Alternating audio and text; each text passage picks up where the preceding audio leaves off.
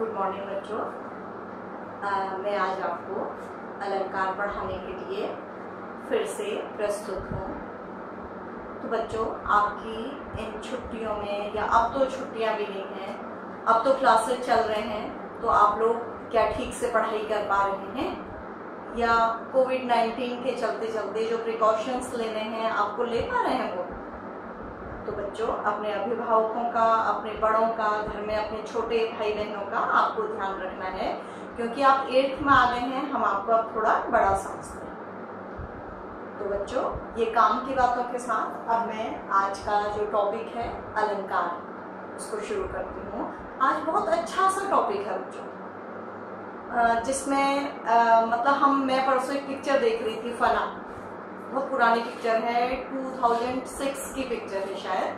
तो ऐसे एक दिन फुर्सत का दिन था तो मैं देख रही थी, तो उसमें एक गाना है, चंदा चमके चमचम चौके चौकन्ना चोर कुछ करके। तो एकदम से मुझे लगा कि इसमें तो अनुप्रास अलंकार का प्रयोग किया गया है।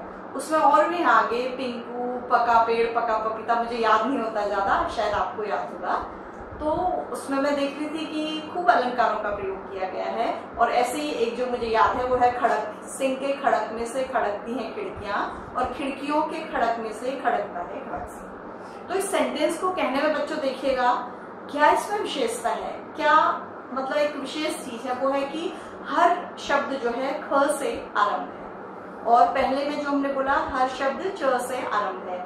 तो इसी तरह से अलंकारों को काव्य की सुंदरता बढ़ाने के लिए प्रयोग किया जाता है। तो हम शुरुआत से लेते हैं कि अलंकार का क्या अर्थ होता है।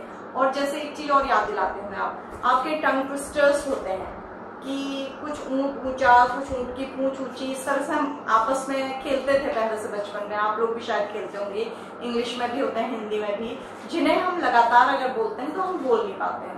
तो आपने अक्सर देखा होगा कि उनकी ध्वनि समान होती है, या उनमें जो वर्ण प्रयोग किए जाते हैं वो समान होते हैं, तो इससे लगातार बोलने में वो बोले नहीं जाते हैं। तो बिल्कुल बच्चों, ये बातें मैंने इसलिए बताई हैं कि अलंकार में हम यही चीजें जो कवि होता है वो कविता में प्रयोग करता है, जिससे उसकी कविता अलग दिखाई दे, सुंदर दिखाई दे, और हमें पढ़ने में अच्छी लगे। तो बच्चों, अलंकार शब्द जो है वो अलम और करोति से बना है, जिसका मतलब है जो सजाता है, अलंकृत करता है, सुंदर बनाता है, उसे क्या कहते हैं? अलंकार। जैसे मान लीजिए मैं एग्जांपल दूं आपको, हमारे ये हाथ होते हैं, उंगलियां होती हैं, हम इनमें ये अच्छे लगेंगे करके क्या पहन लेते हैं? अंगूठी पहन लेते हैं, बिंदी लगा लेते हैं। मम्मा को देखा होगा अपनी माला पहन लेती हैं, या हम लोग भी बॉयज में भी हाथ में कड़ा पहन लेते हैं या चेन पहन लेते हैं। तो सजने की प्रवृत्ति या अच्छा लगने की प्रवृत्ति हमारी मूल प्रवृत्ति है। और बच्चों, इस आदत का प्रयोग कुदरत ने भी किया है। उसने ड्राई पृथ्वी नहीं बनाई है, उसमें पेड़ पौधों से सजाए हैं, फूलों से सजाए हैं, सुंदर सुंदर पत्तियों से सजाए हैं। आप देखेंगे कि आपके घर में एक गमला आता है, उसमें कुछ नहीं होता पहले, फिर आप मिट्टी भरते हैं, फिर एक पौधा लगा देते हैं, आप उस गमले को क्या कर देते हैं? अलंकृत। और उस अलंकृत गमले से आपके घर की शोभा क्या हो जाती है? बढ़ जाती है। तो बिल्कुल ऐसा ही कवि भी करता है अपने काव्य में। लेकिन कवि क्या अपने कविता को फूलों से, पत्तियों से सजा सकता है? नहीं। तो कविता किससे बनी होती है बच्चों? शब्द से और उसके अर्थ से। तो बच्चों, बिल्कुल यही, जब कवि अपनी कविता को शब्द और अर्थों से सजाता है तो उसे क्या कहते हैं? अलंकार कहते हैं। तो अलंकार की परिभाषा हो गई कि काव्य की शोभा बढ़ाने वाले तत्वों, ये क्या बताए थे मैंने? शब्द और अर्थ को अलंकार कहते हैं। ये किसकी परिभाषा है बच्चों? अलंकार।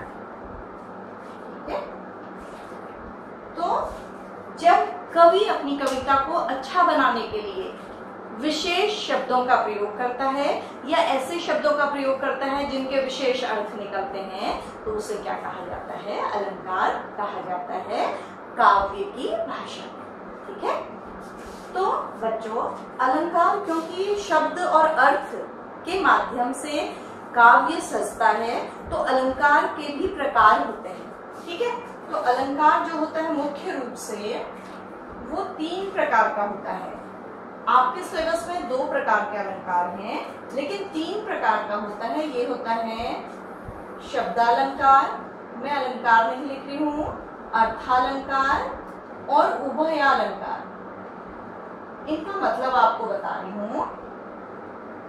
ये है जहां पर कवि अपने काव्य को शब्दों से सजाता है, वो शब्दालंकार होते हैं। जहां कवि अपने काव्य को अर्थों से सजाता है, वो अर्थालंकार होते हैं। जहां दोनों की शोभा होती है, शब्द या अर्थ की, उसको क्या कहते हैं? उभयालंकार। ये बहुत बड़ी हायर क्लासेज में पढ़ाया जाता है बेटा। जब हिंदी पढ़ते हैं तो आपका इससे मतलब नहीं है। आपके सिलेबस में 2 प्रकार के अलंकार हैं, शब्दालंकार और अर्थालंकार। लेकिन आज मैं आपको केवल शब्दालंकार पढ़ाऊंगी, अर्थालंकार अगले टाइम में आपको पढ़ाया जाएगा बच्चों। तो हम सबसे पहले शब्दालंकार को ही लेते हैं। तो बच्चों, अलंकार क्या होते हैं? जब कवि शब्द और अर्थों से अपनी कविता को सजाता है तो वो अलंकार होता है। तो सबसे पहले हम क्या ले रहे हैं? शब्दालंकार। ठीक है। शब्दालंकार के भी अनेक प्रकार हैं, लेकिन आपके सिलेबस में 3 प्रकार ही निर्धारित किए गए हैं। वो हैं बच्चों अनुप्रास, यमक और श्लेष। ठीक है। मतलब आज मैं आपको ये 3 अलंकार पढ़ाऊंगी। अनुप्रास सबसे पहले हम शुरू करते हैं। सबसे पहला है अनुप्रास अलंकार। बच्चों, इसमें भी अनु का अर्थ है पीछे। कभी आपको और भी बताया होगा हमने उपसर्ग पढ़ाने में या कभी। और प्रास का अर्थ है वर्ण। तो जहां अगर हम साहित्यिक परिभाषा न लें, जहां समान वर्ण एक दूसरे का पीछा करते हैं, कविता में बार बार आते हैं। अभी हमने शुरू में भी अनुप्रास अलंकार का जिक्र किया था, तो वहां अनुप्रास अलंकार होता है। लेकिन इसकी जो साहित्यिक परिभाषा होती है वो होती है कि जब काव्य में समान वर्णों की आवृत्ति से चमत्कार आता है या काव्य का सौंदर्य बढ़ता है। काव्य की सुंदरता लिख लीजिएगा, सौंदर्य आपके लिए शायद बच्चों थोड़ा कठिन हो जाएगा। काव्य की सुंदरता बढ़ती है, उसे अनुप्रास अलंकार कहते हैं। बच्चों, इसमें भी आप इसको खाली समझिएगा, भी लिखिएगा कुछ मत, क्योंकि लिखित सामग्री आपके क्लास के साथ है। तो बच्चों, जहां समान वर्णों या समान व्यंजनों की आवृत्ति, आवृत्ति का मतलब है रिपीटेशन, रिपीट होना, उसके द्वारा कविता में चमत्कार आता है या कविता अच्छी लगती है या कविता में सुंदरता आती है, तो उसे अनुप्रास अलंकार कहते हैं। आपने ऐसे बहुत से उदाहरण आप बोलते भी होंगे, आपने सुने होंगे, लेकिन उन्हें रिकलेक्ट करने में थोड़ा टाइम लगता है, इसलिए आपको पढ़ा के वो याद दिलाया जा रहा है और आप उसको याद रखेंगे। और बच्चों, एक काम करिएगा, आप अपने पेरेंट्स से अगर बात करेंगे तो उनको बहुत सारे अलंकारों के उदाहरण याद होंगे, तो आप डिस्कस करेंगे तो आपका ये जो अलंकार वाला चैप्टर है वो और अच्छी तरह से तैयार हो जाएगा। तो बच्चों हम इसके उदाहरण भी लेते हैं, और इसे कैसे लिखते हैं, जब हम अलंकार लिखते हैं तो पहले उसकी परिभाषा लिखते हैं, फिर उसका उदाहरण लिखते हैं, और फिर उसको स्पष्टीकरण लिखते हैं, स्पष्ट करते हैं, ठीक है, क्लियर करते हैं। तो हम इसमें हमने अनुप्रास का ये जो लिखा है ये परिभाषा लिखी है। अब मैं एग्जाम्पल बेटा नीचे शायद दिख नहीं रहा है इस बोर्ड में, तो मैं ऊपर लिख दे रही हूँ। तो उदाहरण में लिख रही हूँ, उदाहरण अनुप्रास के भरे पड़े हैं बच्चों काव्य में, कविता में, आपने भी बहुत बार पढ़े होंगे। सबसे सरल सरल उदाहरण मैं आपके लिए लिख रही हूँ, रघुपति राघव राजा राम पतित पावन सीता राम। आप देखिएगा कि इस एग्जाम्पल में र वर्ण की आवृत्ति, जो र है हमारा व्यंजन है, वर्ण है, वो बार बार आ रहा है। इससे ये कविता अलग लग रही है, विशेष लग रही है, सजी हुई लग रही है, ठीक है। तो ये आपको समझ में आया बच्चों, इसमें हमने र वर्ण को बार बार लेने के कारण यहाँ कौन सा अलंकार है, अनुप्रास अलंकार है। तो इसका स्पष्टीकरण आप कैसे लिखेंगे, और एक चीज देखिएगा, स्पष्टीकरण जो शब्द है उसको आप अक्सर गलत लिखते हैं, या छोटी ही बनाते हैं, या श नहीं लिखते बीच में, तो इसको सबसे पहले ध्यान दीजिएगा। तो इसमें हम पता क्या लिखेंगे, इस उदाहरण में र वर्ण के बार बार आने से यहाँ अनुप्रास अलंकार है। तो बच्चों मैं कुछ और उदाहरण आपके लिए लिख रही हूँ यहाँ पर। अब देखिएगा अनुप्रास के, शायद आपने कुछ उदाहरण इनमें से सुने भी होंगे। ये है, एक उदाहरण है, काली काली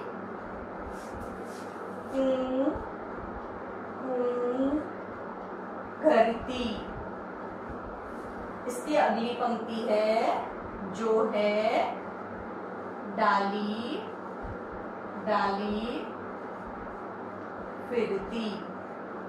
कोयल का वर्णन है बच्चों कि काले रंग की है, कूं कूं की आवाज करते हुए हर डाली में घूम रही है। तो इसमें बच्चों किस वर्ण की आवृत्ति है, क। तो आपको क्या अनुप्रास अलंकार समझ में आया। इसके अतिरिक्त है, चारु चंद्र की चंचल किरणें खेल रही थी जल थल में, स्वच्छ चांदनी बिछी हुई थी अवनी और अंबर तल। तो इसमें च वर्ण की आवृत्ति बार बार हुई है। तो बच्चों इस तरह के बहुत से उदाहरण हैं, ठीक है। तो ये और एक उदाहरण है, तरनी तनुजा तट तमाल तरवर बहु छाई। तो इसमें से आपको जो, मैं इसको भी लिख देती हूँ, आपको जो सरल लगे आपको उसको याद करिएगा। देखिए तीसरा उदाहरण है, ये दूसरा है, ये पहला है। ये है तरनी तनुजा तट तमाल तरवर बहु छाई। इस कविता में जो तरनी है वो है नदी, तनुजा है यमुना, तट है उसका किनारा, तमाल है वृक्ष का नाम, और तरवर वृक्ष, बहुछाई अनेक वृक्ष हैं। इसका मतलब है कि यमुना नदी के किनारे पर तमाल के अनेक वृक्ष हैं। तो उसको कवि ने कहने में त वर्ण का प्रयोग किया है, इसलिए यहाँ अनुप्रास अलंकार है। तो आपको अनुप्रास अलंकार के 3 स्टेप लिखने हैं, पहला परिभाषा, दूसरा उदाहरण, और तीसरा उसको क्लियर करना है कि ये कैसे है उसका अलंकार। तो आपको जब भी परिभाषा आए एग्जाम में, तो आपको ये तीनों स्टेप लिखने होंगे, ये याद भी रखना होगा। तो बच्चों हम अब अपना दूसरा अलंकार लेते हैं, वो मैंने आपको बताया था यमक। अब बताइए आप, मैंने आपको अनुप्रास शब्द का क्या अर्थ बताया था। तो मैं फिर से बता रही हूँ बच्चों, अनु माने पीछे, प्रास माने वर्ण। जब समान वर्ण एक दूसरे का पीछा करते हैं, एक दूसरे के पीछे लगातार आते हैं, तो अनुप्रास अलंकार होता है। यमक, यमक का जो शाब्दिक अर्थ है बच्चों वो है जुड़वा, यानी कि शब्द जोड़े में आते हैं लेकिन उनके अर्थ अलग अलग होते हैं। तो जोड़े 2 शब्दों के भी हो सकते हैं और 3 शब्दों के भी हो सकते हैं, लेकिन उनके अर्थ 2 या 2 से अधिक होते हैं। हर बार उनका अर्थ क्या होता है, अलग अलग होता है। तो यमक अलंकार की अब हम परिभाषा जो लिखेंगे वो होगा कि जब काव्य में 2 या 2 से अधिक शब्द समान हों लेकिन उनके अर्थ अलग अलग हों, तो कौन सा अलंकार होता है बच्चों, यमक। तो यमक में मान लीजिए कोई भी शब्द हम 2 या 3 बार प्रयोग करेंगे और हर बार उसका अर्थ क्या होगा, अलग होगा। तो मैं अब इसके एग्जाम्पल आपको बताऊंगी। पहला एग्जाम्पल है, छोटे छोटे जो आपके एग्जाम्पल हैं वो मैं लिख रही हूँ ताकि आपको याद करने में परेशानी ना हो। तो पहला उदाहरण है, काली घटा का घमंड घटा। इसमें भी आपको क्या लिखना पड़ेगा बताइए, स्पष्टीकरण। आपको पूरा हेडिंग से लिखना पड़ेगा, पहले परिभाषा, फिर उदाहरण, फिर स्पष्टीकरण। क्या स्पष्टीकरण होगा इसमें? इसमें बच्चों देखिए जुड़वा शब्द कौन से हैं, घटा। 2 शब्द आए हैं, तो एक घटा का अर्थ है यहाँ बादल, ठीक है, और दूसरी घटा का अर्थ है घटना या कम होना।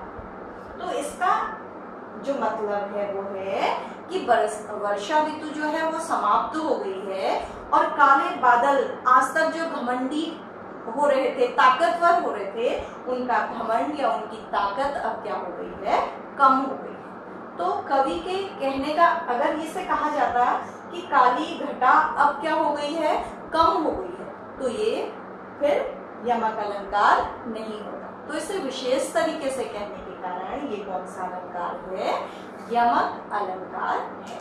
दूसरा उदाहरण है बच्चों, ये है देखिए, खग कुल कुल कुल सा बोल रहा। ये देखिए, इसमें ये शब्द प्रयुक्त हुआ है, ये शब्द प्रयुक्त हुआ है, ये शब्द प्रयुक्त हुआ है। ये जुड़वा शब्द हैं, एक से शब्द हैं, लेकिन इनके 2 अर्थ हैं। खग कुल का मतलब है पक्षियों का परिवार।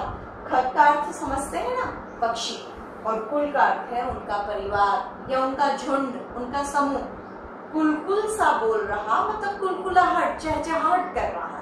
तो बच्चों इसका अर्थ अलग है, इसका अर्थ अलग है, और ये शब्द कैसे हैं, एकदम एक से शब्द है। तो याद रखिएगा, यमक का अर्थ जुड़वा, 2 या 3 शब्द एक से, उनके अर्थ हर जगह पर कैसे, अलग अलग। ठीक है, एक और उदाहरण है बच्चों, मैं उसको भी लिख रही हूँ, तो आपको जो सरल लगेगा, अच्छा लगेगा, आप उसको याद करिएगा।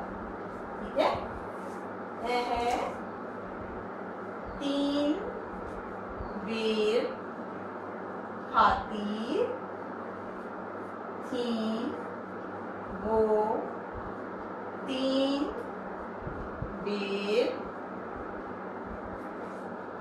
वाली हैं। ये बच्चों भूषण की एक कविता है, जिसमें भूषण एक कवि है, जिसमें एक राजकुमारी का वर्णन है कि परिस्थितियां बदल गई हैं। जो पहले 3 टाइम खाना खाती थी, बेर का मतलब यहाँ है समय,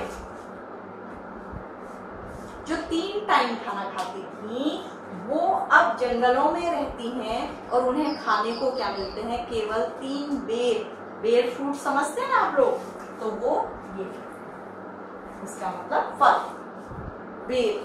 तो जिस राजकुमारी को 3 टाइम खाना मिलता था, उसे अब 3 बेर खाने को मिलते हैं। अब अभिभावकों से बात करेंगे तो वो इस उदाहरण के बारे में आपको और बताएंगे। ये पूरा एक पद है। ऊंचे घोर मंदिर में रहने वाली ऊंचे घोर मंदिर में रहती हैं। जो ऊंचे महलों में रहती थी वो अब बड़ी बड़ी गुफाओं में रहती हैं। जो राजकुमारी की विभिन्नता, गरीबी का वर्णन है, किसी वजह से उनका राज्य छूट गया तो उसका वर्णन है। बहुत अच्छी कविता है, लेकिन आपके लिए इतना याद करना ही काफी होगा। तो बच्चों इसमें भी आपको परिभाषा, उदाहरण और स्पष्टीकरण लिखना है। अब आपका अंतिम अलंकार रह गया आज का शब्द अलंकारों में, वो है श्लेष। देखिएगा, श्लेष शब्द का भी अपना एक अर्थ होता है, जिससे उसकी परिभाषा बहुत आसान हो जाती है बच्चों। श्लेष, श्लेष शब्द का अर्थ है बच्चों चिपकना। तो अब इसमें क्या होता है, इसकी परिभाषा क्या होती है, जहां काव्य में प्रयुक्त एक शब्द के अनेक अर्थ निकले। एक शब्द के 2 या 2 से अधिक अर्थ निकलते हैं, वहां कौन सा अलंकार होता है बच्चों, श्लेष। ठीक है, यानी कि अर्थ सारे किसमें चिपक गए हैं, एक शब्द में। इससे याद करेगा, आपको याद करने में आसानी होगी। अनुप्रास वर्णों का पीछा करना, समान वर्ण, यमक जुड़वा शब्द, और श्लेष शब्दों के अर्थ क्या हो गए, एक ही शब्द में क्या हो गए हैं, चिपक गए हैं। तो इसमें एक रहीम का बहुत फेमस उदाहरण है बच्चों, उसकी दूसरी लाइन आप लोग याद करिएगा। इसमें होगा, उदाहरण में लिख रही हूं, पानी गए न उबरे मोती मानुस चून। और अगला भी एक उदाहरण है, मैं उसको इसमें लिखती हूँ, इसमें जगह नहीं हो रही है अभी। तो इसमें बच्चों क्या है कि ये जो पानी है, इसमें 3 अर्थ चिपके हुए हैं। इस पानी के 3 अर्थ हैं। पहला मोती के लिए है, दूसरा मनुष्य के लिए है, और तीसरा चून यानी कि आटे के लिए। तो बच्चों, जब हम मोती के पक्ष में पानी का अर्थ लेते हुए तो होता है चमक या आभा। मतलब होता है कि चमक के बिना मोती का महत्व नहीं है। और यदि मनुष्य, मानुस मतलब मनुष्य, मनुष्य के पक्ष में लेते हैं तो इसका अर्थ होता है विनम्रता या दूसरे का सम्मान करने की भावना। तो यदि मनुष्य में विनम्रता नहीं है, पानी नहीं है, कहते हैं ना उसका पानी मर गया है, तो विनम्रता नहीं है, हम्बलनेस नहीं है, तो वो मनुष्य व्यर्थ है। और चून, आटा, आटा तब तक काम में नहीं लाया जाता जब तक कि उसमें पानी का प्रयोग न किया जाए। तो यहाँ पर आटे के पक्ष में इसका अर्थ है पानी। तो पानी के कितने अर्थ हो गए एक ही कविता में, छोटी सी कविता में 3 अर्थों में उसे प्रयोग किया गया है, क्योंकि इस शब्द में 3 अर्थ चिपके हुए हैं, 3 अर्थ लगे हुए हैं। तो ये कौन सा अलंकार हो गया बच्चों, श्लेष अलंकार।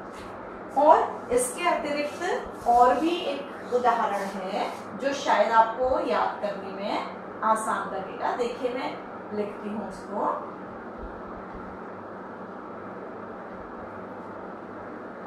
देखिए, चरण, भरत, चिंता करत,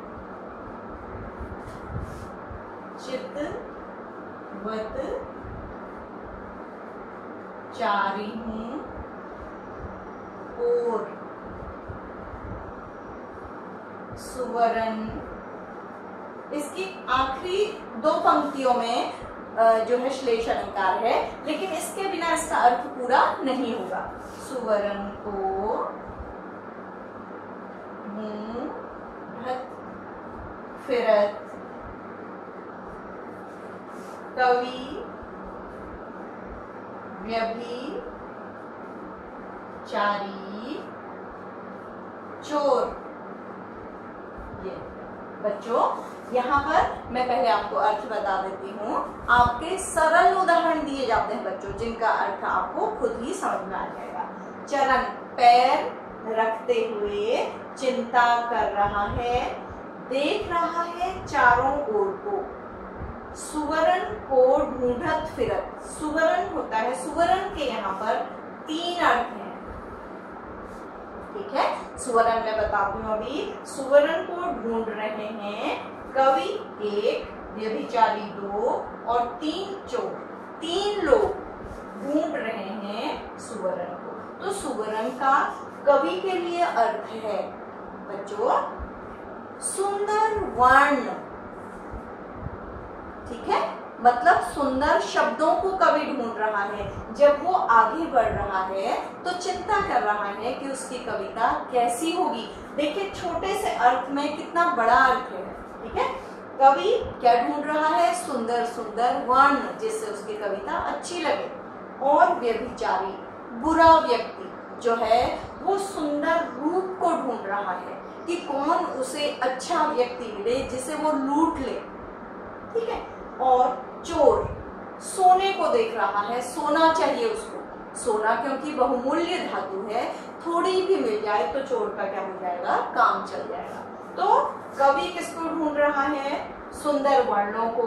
व्यभिचारी, बुरी आदतों वाला व्यक्ति सुंदर रूप को ढूंढ रहा है। और चोर जो है वो किसको ढूंढ रहा है बच्चों? सोने को ढूंढ रहा है। तो इस पंक्ति में क्योंकि सुवर्ण अर्थ के, सुवर्ण शब्द के 3 अर्थ हैं, इसलिए यहाँ कौन सा अलंकार है? श्लेष अलंकार। फिर से मैं बता रही हूँ कि अनुप्रास में वर्णों का पीछा एक से वर्ण, यमक में जुड़वा शब्दों का प्रयोग, अर्थ अलग अलग, और श्लेष में एक शब्द उससे चिपके हुए अलंकार।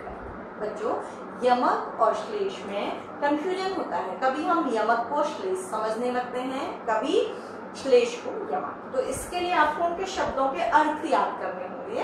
अगर आप अर्थ याद कर लेंगे तो आपको बिल्कुल भी दिक्कत नहीं होगी। और आपको जो इस पाठ का लिखित काम करना है वो आपको इस कक्षा के साथ दिया गया है। तो आज आपको क्या काम करना है? अपनी पिक्चरों में गाने, मैं वो देख रही थी कि ये जमी गा रही है, ये आसमां गा रहा है। जमी और आसमां कैसे गा सकते हैं बच्चों? तो हम इस तरह के अलंकारों का प्रयोग करते हैं जिनसे हमारी बात प्रभावपूर्ण लगे और अच्छी लगे। जैसे हम एक सामान्य सी बात, गर्मी के दिनों में हम कहते हैं कि सूरज तो आज आग उगल रहा है। क्या सूरज कभी आग उगलता है? नहीं। हम इस तरह की बातें किया करते हैं। तो यही सब अलंकार है बच्चों, जो हम सामान्य दिनों में भी इस तरह की बातें किया करते हैं। जैसे हम किसी से कहते हैं कि वो तो राम की तरह है, किसी से कहते हैं रावण की तरह है, या जो आज मैंने ये शब्द अलंकार आपको पढ़ा रखे हैं, इस तरह के एक ही वर्ण का प्रयोग करके अपनी बात को कहना, ये हम आए दिन प्रयोग करते हैं। लेकिन आज आपने इनको अलंकार के रूप में पढ़ा है। मुझे लगता है क्लास 8 में आप अलंकार पहली बार पढ़ रहे थे बच्चों, आपने 7th में नहीं पढ़े। तो यदि आपको समझने में कोई भी प्रॉब्लम हुई हो तो आप मुझे कक्षा में फिर से बताएंगे, मैं फिर से इसको रिपीट करूंगी। तो बच्चों, आज हमने समझा अलंकार की परिभाषा अलंकार का काव्य में क्या महत्व है, और अलंकार केवल काव्य में नहीं है, हमारे सिनेमा जगत के गीत अलंकारों से भरे हुए हैं। हमारी छोटी छोटी कविताएं जिसमें सूरज दादा से किसी को बात करते हुए दिखाई देता है, बच्चों की कविताएं, उनमें अलंकार भरे पड़े हैं। अलंकार हम अंग्रेजी, संस्कृत, हिंदी सब साहित्यों में पढ़ते हैं। फिर हमने अनुप्रास की परिभाषा, श्लेष की परिभाषा, यमक की परिभाषा पढ़ी और उदाहरण देखे। तो उम्मीद है आपको समझ में आया होगा, आप याद कर लेंगे और आप लिखित काम कर लेंगे। ठीक है बच्चों।